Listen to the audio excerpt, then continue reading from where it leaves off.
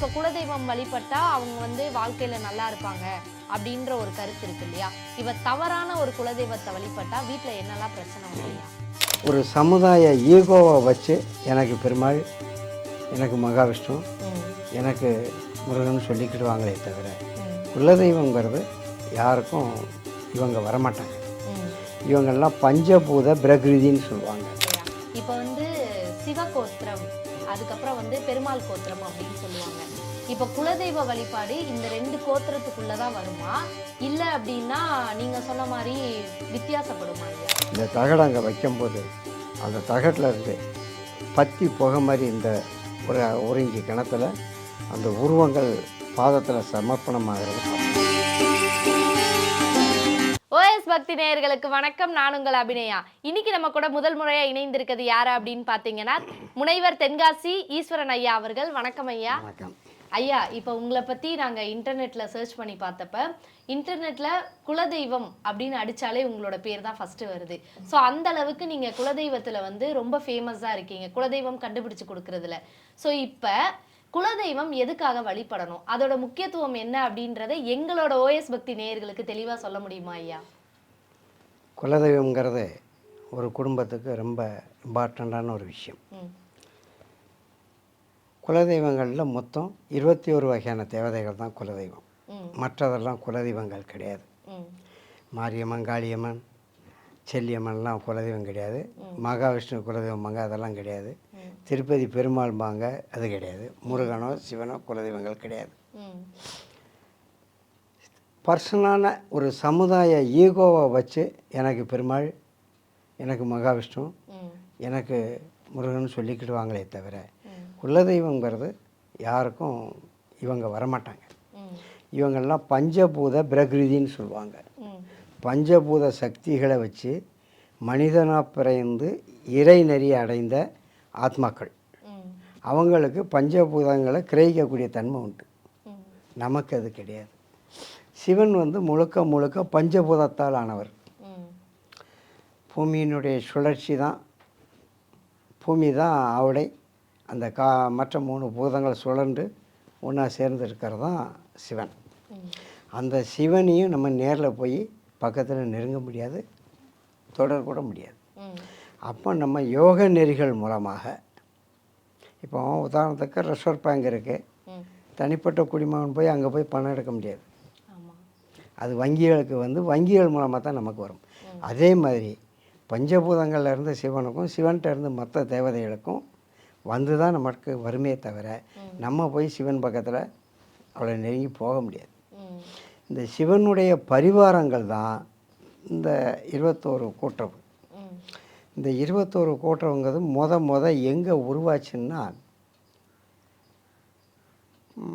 பாண்டிய மகாராஜா திருவனந்தபுரத்தை ஆண்ட மலையாள மன்னரோட மனைவி கருவுற்ற காலத்தில் அவளுக்கு குழந்தை இல்லைனாக்கில் ஹரியும் ஹரனோடு சேர்ந்து ஒரு குழந்தை உருவாச்சு.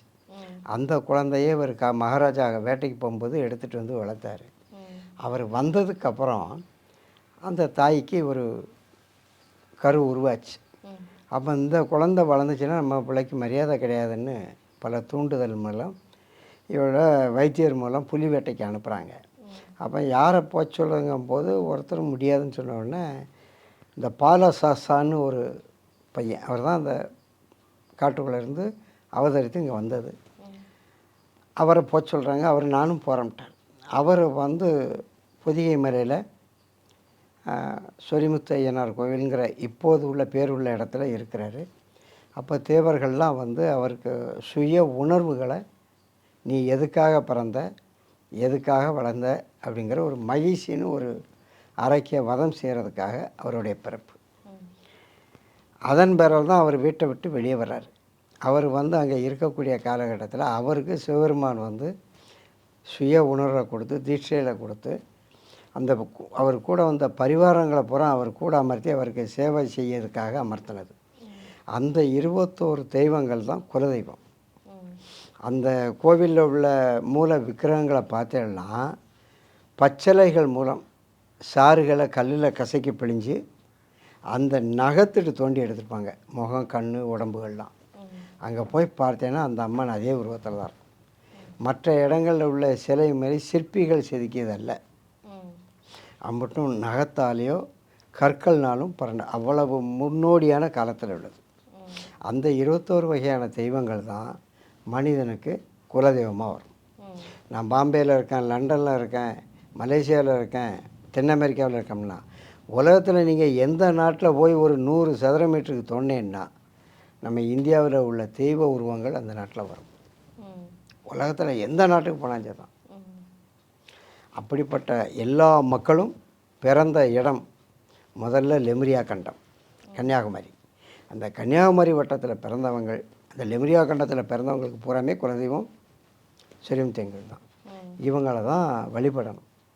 நான் அங்காளம்மனை வழிபட்டேன், நான் மாரியம்மனை வழிபட்டேன், நான் திருப்பதியை வழிபட்டோம்லாம் கிடையாது. இந்த குலதெய்வத்தை வழிபடலை அப்படின்னா அவங்க குடும்பத்தில் பித்திரு தோஷங்கள் ஏற்படும். பித்திரு தோஷங்கள் ஏற்பட்ட உடனே எத்தனை கோடி இருந்தாலும் தான் வீட்டில் நிம்மதி இருக்காது. பொங்கின சாப்பாடை நிம்மதியாக சாப்பிட முடியாது. ஒரு நல்ல காரியத்தை எடுத்து எல்லாம் சேர்ந்து வரும். நம்ம போய் அதை முடிச்சுட்டு வரோம்னு அங்கே போனோம்னா சண்டை வந்துடும். அதே மாதிரி ஒரு மங்களகரமான காரியம் வீட்டில் நடக்குமானா நடக்காது.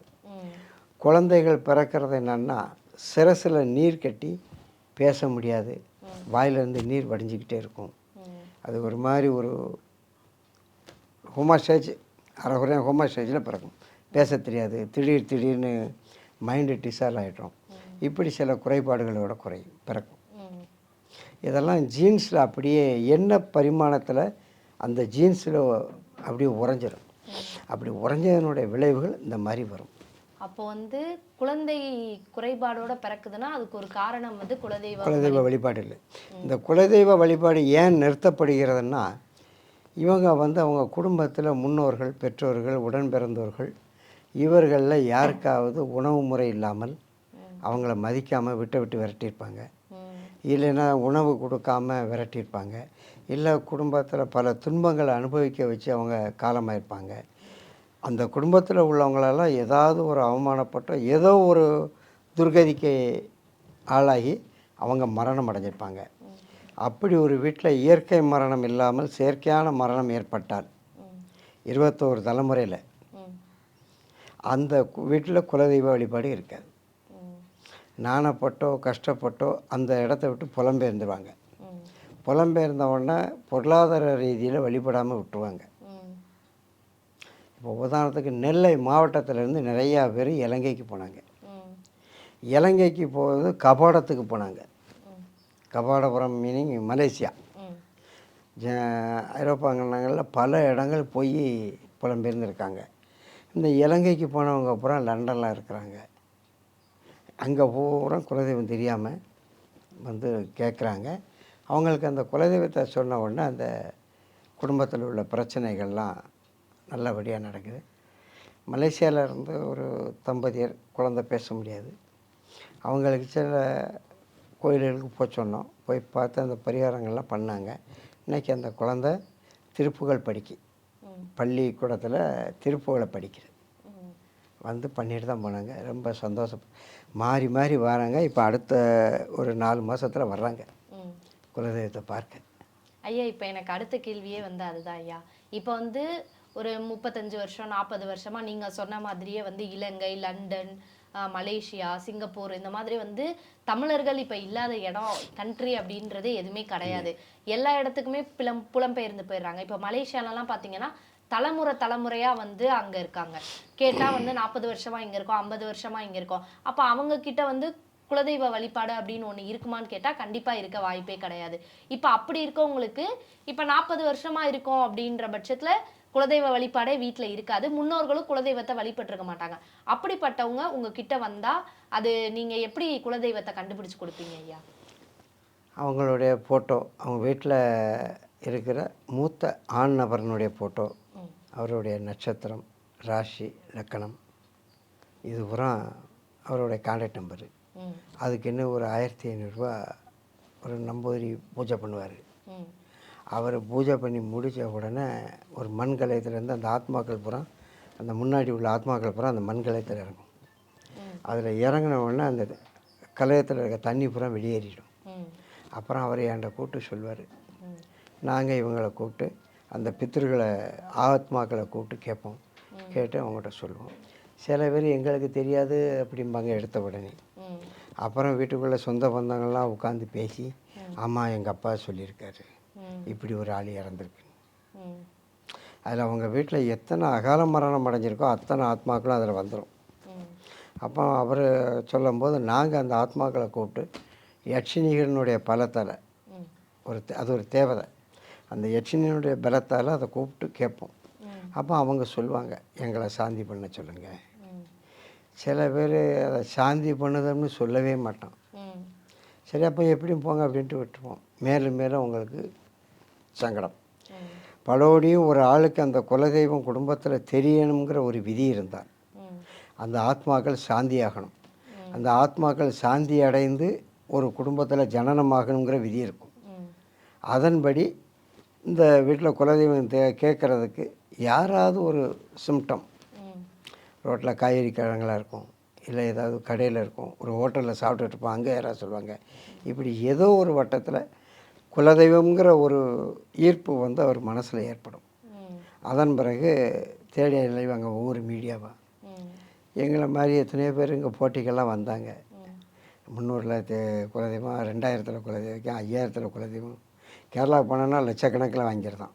ம். அங்கெல்லாம் ஒன்றுமே பேசாமல் அப்பவும் அவன் என்ன சொல்லுவான், ஜாதகத்தில் உள்ள 5ஆம் இடத்தை வச்சு ஆண் தெய்வம் பெண் தெய்வம் தான் சொல்லுவாங்களே தவிர இதுதான் உங்கள் குலதெய்வம்னு யாருமே சொல்ல மாட்டாங்க. ம். எங்கள்கிட்ட கேட்பாங்க, நாங்கள் ரொம்ப இங்கெல்லாம் வந்து இருக்கோம், எங்களுக்கு எப்படி அங்கே வந்துச்சுமா? கோயம்புத்தூரில் இருக்கம்பாங்க, கர்நாடகாவில் இருக்கான், ஆந்திராவில் இருக்கம்பாங்க.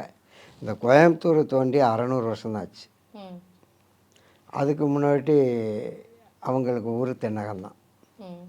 கர்நாடகா தோண்டி எவ்வளோ நாச்சு, ஆந்திரா தோண்டி எவ்வளோ நாள் ஆச்சு? அதிகபட்சம் ஒரு 1000 வருஷத்துக்குள்ள தான் இருக்கும். ம். அதுக்கு முன்னாடி தமிழ்நாடு லெமரியா கண்டம் மட்டும்தான். ம். அப்போ இங்கேருந்து புலம்பெயர்ந்தவங்க தான் அங்கே இருப்பாங்களே தவிர 21 தலைமுறைங்கும் போது அதை கூப்பிட்டு நாங்கள் அவங்களுக்கு குலதெய்வத்தை சொல்லிடுவோம். அதை சொல்லி அந்த ஆத்மாக்களை பாவனாசத்தில் வந்து ஆவானம் பண்ணி ஒரு 5 ஹோமம் பண்ணி ஆவானம் பண்ணி அந்த வெள்ளித்தகட்டில் பண்ணி தருவாங்க. ம். அந்த ஆவானம், அந்த ஆத்மாக்களை ஆவானம் பண்ண உடனே இவன் மனசெல்லாம் ரொம்ப ஃப்ரீ ஆகிடும். ம். அது வரைக்கும் அந்த ஆத்மாக்களுடைய பரிபாலனை அந்த உடம்புல தான் இருக்கும். அவங்களுக்கு உடம்பெல்லாம் ரொம்ப லேசாகிடும். ம். அதே மாதிரி அந்த ஆத்மாக்களை கொண்டு திருவனந்தபுரம் பரசுராமர் பாதத்தில் கொண்டு சமர்ப்பணம் பண்ணும்போது இந்த தகடை அங்கே வைக்கும்போது அந்த தகட்டில் இருந்து பத்தி புகை மாதிரி இந்த ஒரு இஞ்சி கிணத்துல அந்த உருவங்கள் பாதத்தில் சமர்ப்பணம் ஆகிறத பார்க்கலாம். ம். கலியுகத்தில் ஒரு அமானுஷ்ய விஷயம் இது. ம்.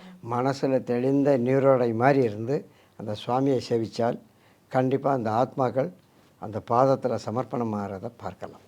ம். ஐயா இப்போ பார்த்தோம்னா நிறைய பேர் வந்து குலதெய்வம் வந்து தவறா வழிபடுவாங்க. இதுதான் என்னோட முன்னோர்கள் வந்து வீட்டில் கும்பிட்டாங்க, இந்த சாமியை தான் எங்கள் வீட்டில் முன்னோர்கள் வந்து வருஷம் வருஷம் கும்பிட்டாங்க அப்படின்னு சொல்லிட்டு ஒரு சாமியை வந்து தலைமுறை தலைமுறையாக வழிபட்டுட்டே இருப்பாங்க. ஆனால் இப்போ குலதெய்வம் வழிபட்டா அவங்க வந்து வாழ்க்கையில் நல்லா இருப்பாங்க அப்படின்ற ஒரு கருத்து இருக்கு இல்லையா? இவ தவறான ஒரு குலதெய்வத்தை வழிபட்டா வீட்டில் என்னெல்லாம் பிரச்சனை வரும்யா? சாதாரணமாக நமக்கு பிடிக்காத ஒரு உணவை சாப்பிட்டாலே உடம்பு ஏற்றுக்கிட மாட்டேன். ம். நம்ம மொத்தத்தில் நம்மளை ஆட்சி பண்ணக்கூடிய தெய்வம் மாறிக்கும் போது குலதெய்வத்தில் மட்டும்தான் நமக்கு அந்த அருளாட்சி கிடைக்கும். ம். வேறு சிவருமானே நேரில் வந்து உனக்கு நான் இதை தாரம்னா அதை வாங்கிறதுக்கு நமக்கு திராணி இருக்காது. ம். அந்த குலதெய்வம் அருள் இருந்தால் மட்டுமே மற்ற தெய்வங்கள் நமக்கு அருளாட்சி புரிய முடியும். ம். அது இல்லாமல் நான் 24 லட்சத்தை கொண்டு போய் திருப்பதி உண்டியலில் போட்டோம்னா அது அவனுடைய பண கொழுப்பு. ம். அதுக்கு பல்லாயிரக்கணக்கான பேருக்கு அன்னதானம் பண்ணலாம், இன்னும் வயது முதிர்ந்த முதியோர்களுக்கு ஏதாவது உணவளிக்கலாம், இல்லை ஒரு ஆசிரமம் மாதிரி வச்சு நிரந்தரமாக அவங்களால முடிஞ்ச வேலையை செய்ய சொல்லி அவங்களுக்கு உணவு கொடுக்கலாம். அது இல்லாமல் கோயில் உண்டியலில் போட்டு பிரயோஜனம் இல்லைங்கிறது என்னோட கருத்து. அதை நான் ஊர்ஜிதமாக திணிக்க மாட்டேன், அது என்னோட கருத்து. ஏழையின் சிரிப்பில் இறைவனை பார்க்கலாம். நீங்கள் யார் அங்க பலகீனம் உள்ளவங்களுக்கு உணவளித்தால் உங்கள் குலதெய்வம் உங்களுக்கு வேலை செய்யும். குலதெய்வம் வழிபாடுங்கிறது ரொம்ப இம்பார்ட்டண்ட். குலதெய்வம் இல்லைன்னா நீங்கள் வேறு எதுவுமே பண்ண முடியாது. ம். கோடிக்கணக்கான பணம் இருக்கும், நல்ல காரியங்கள் பண்ண முடியாது. எங்கேனையா ஒருத்தன் ஒன்று டிரைவர் ஏதாவது ஒரு செங்கலை உருட்டிட்டு போயிடுவான், ம். இல்லை வேலாக்க மேனேஜர் ஏதாவது ஒன்று பண்ணிட்டு போயிடுவான், ம். இல்லை வெளியே இருந்து எவனாவது அரசியல்வாதிகளால் பாதிப்பு ஏற்படும். ம். இப்படி பலவிதமான தொல்லைகள் ஏற்படும். ம். அதுக்கு நீங்கள் குலதெய்வ வழிபாடு பண்ணலைன்னா உங்களுக்கு எந்த விதமான இடையூறுகளும் ஏற்படாது. ம். அதே மாதிரி உங்கள் குடும்பத்தில் இறந்த முன்னோர்களுடைய ஆத்மாக்கள் பூரா குலதெய்வத்தை சுற்றி தான் நிற்கும். ம். இறந்த உடனே அந்த ஆத்மாக்களுடைய பிராணன் பல வகையாக பிரிக்கப்படும். ஒவ்வொரு இடத்துலையும் கொஞ்சம் கொஞ்சம் ஒரு 9 பிரிவாக பிரிக்கும்.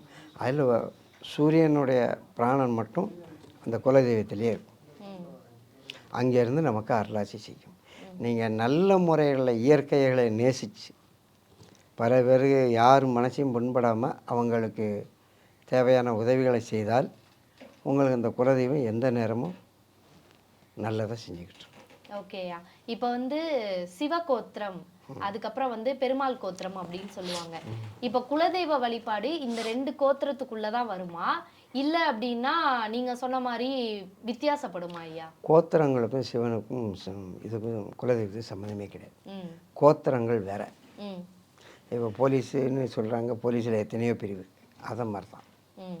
சைவ நெறிகளை கடைப்பிடிக்கிறவன் பூரா சிவகோத்திரம். ம். அதே மாதிரி அந்த சைவத்தில் வைஷ்ணவ நெறியை கடைப்பிடிக்கிறவங்க வைஷ்ணவ கோத்திரம். ம்.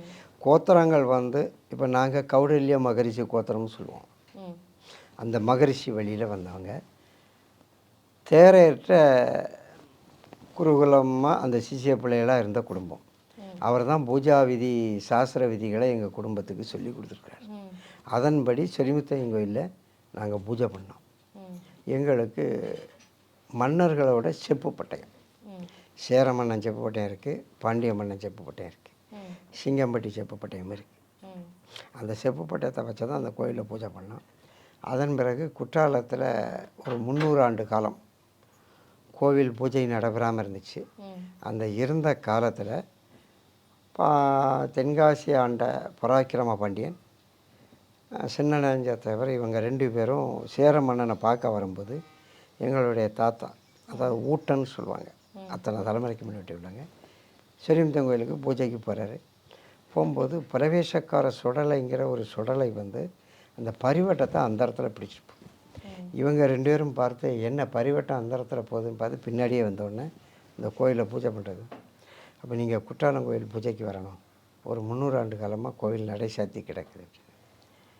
ஏன் அங்கே பூஜை பண்ணாமல் நடை சாத்தி இருக்குன்னா, அந்தணர்கள் வந்து சிவனுடைய பரிவாரங்கள் பேச்சு, பிரம்மராஜரிஷி, இந்த மாதிரி தேவதைகள் ஒரு 21 வகையான தேவதைகள், அந்த தேவதைகளுக்கு ஆகுதி கொடுக்க மாட்டாங்க. அதனால் அந்த கோவில் திருவிழா நடந்தோடனே கோபமுற்று அதால் இவங்களுக்கு பாதிப்பு வரும். அப்போ அதில் இறந்து போவாங்க. அப்போ ஒவ்வொரு ஆண்டும் அந்த இறந்து வடதிசையில் கோயிலுக்கு வடக்கு வாசலில் பாடம் கட்டி வச்சுருப்பாங்க, அதில் தான் வீட்டுக்கு தூக்கிட்டு போவாங்க. இப்படி நடக்கும்போது நம்ம குடும்பம் பூரா அழிஞ்சு போகும்னா அவங்க பூஜை பண்ணாமல் இருந்தாங்க. அப்புறம் நாங்கள் எங்கள் குடும்பத்தை சார்ந்த ஒரு 5 குருக்கள் எல்லோரும் வந்து அந்த கோவிலில் உள்ள பிரசன்னம் பார்க்கும்போது சிவனை சுற்றி பரிவாரங்கள் இருக்குது. அப்போ இந்த 5 பேரும் 5 சாஸ்தா, அவங்கவுங்க குலதெய்வம் சாஸ்தாவை கூட்டு வந்து அந்த மற்ற பரிவாரங்கள்லாம் கூட்டு வந்து உள்ளே இருக்க பரிவார தேவதைகளை பூரா அப்படியே தூக்கி வடக்கு வாசல் வச்சோம். அதுக்கப்புறம் எந்த பிரச்சனையும் இல்லை, நல்லபடியாக பூஜை நடந்துட்டு இருந்துச்சு. பூஜை நடந்துகிட்டு இருந்துக்குன்னு தெரிஞ்ச உடனே இவங்க பலபடியும் உள்ளே வந்தவங்க எங்களை வெளியே போச்சுட்டாங்க. வெளியே போன உடனே மன்னருக்கு அசரி சொல்லிச்சு, அவர் கூப்பிட்டு வந்து இப்படி வம்பாக்கிட்டோமேன்னு சொல்லி ஒரு மன வருத்தத்தோடு இறைநிலையில் தொழும்போது இறைவன் சொன்னது, என்னுடைய ஓவியங்களை வரைய சொல்லு, வரலாறை வரைய சொல்லுன்னு சொல்லி சொன்னது. அந்த ஓவியங்கள் தான் சித்திரை சபை ஓவியங்கள். 5 சபையில் சிவன் நடனமாடின சபை, அதில் 5 சபையில் ஒரு சபை கைவண்ணம் வந்து எங்கள் குடும்பத்தார். அந்த எங்கள் குடும்பத்தாரில் ஒரு ஆள் வந்து அவை சிப்பாயாக இருந்திருக்கார். அவருடைய படம் இன்னும் அந்த சித்திரை சபையில் பின்வாசலில் இருக்குது. அப்படிப்பட்ட குடும்பம். ஐயா இப்போ வந்து குலதெய்வம் பற்றி உங்கள் வாழ்க்கையில் நடந்த சுவாரஸ்யமான நிறைய விஷயத்த வந்து எங்ககிட்ட பகிர்ந்துக்கிட்டீங்க. இன்னும் குலதெய்வம் பற்றி மேலும் நிறைய தகவல்களை வேற ஒரு எபிசோடில் பார்க்கலாம் ஐயா. இப்போ நிகழ்ச்சியில் கலந்துக்கிட்டதுக்கு நன்றி. இந்த நிகழ்ச்சியை பற்றிய உங்கள் கருத்துக்களை கீழிருக்கும் தொலைபேசி எண் மற்றும் மின்னஞ்சலில் தெரிவிக்கலாம்.